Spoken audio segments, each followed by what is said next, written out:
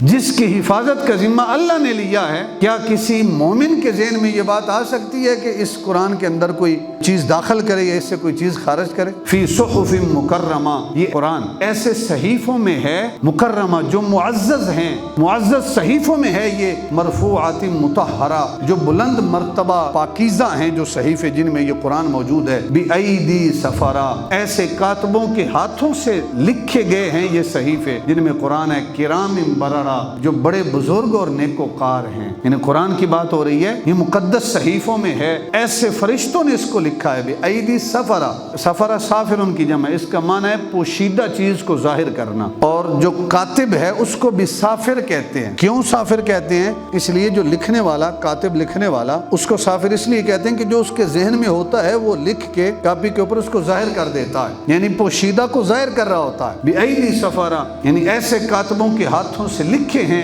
کرام بررہ، جو بڑے بزرگ اور نیکوکار ہیں۔ تو جن صحیفوں کے اندر اس قرآن کو محفوظ کیا گیا ہے، ان کو لکھنے والے بڑے بزرگ ہیں، جو اس کو لکھنے والے ہیں اور اللہ کے حکم سے لکھنے والے ہیں۔ مجھے بتائیں، لکھنے والے فرشتے ہوں، بزرگ ہوں، اور صحف کے اندر اس کو محفوظ کیا گیا ہو، تو پھر اس قرآن کے اندر غلطی کا امکان کوئی موجود ہو سکتا ہے؟ آج بھی لوگ ہیں جو اس قرآن کو نہیں مانتے، خود کو مسلمان بھی کہتے ہیں۔ کیا کہتے ہیں؟ نعوذ باللہ، اس میں صحابہ نے بے شمار آیتیں نکال دی ہیں، اپنی طرف سے اس کے اندر آیتیں داخل کی ہیں۔ جس کی حفاظت کا ذمہ اللہ نے لیا ہے، کیا کسی مومن کے ذہن میں یہ بات آ سکتی ہے کہ اس قرآن کے اندر کوئی چیز داخل کرے یا اس سے کوئی چیز خارج کرے؟ جب لکھنے والے اللہ کے فرشتے ہیں اور بزرگ ہیں، کرام بررہ اور نیکوکار ہیں، کیا اس کا گمان بھی ہو سکتا ہے کہ اس کے اندر کوئی خامی یا کوتاہی باقی رہ گئی ہے؟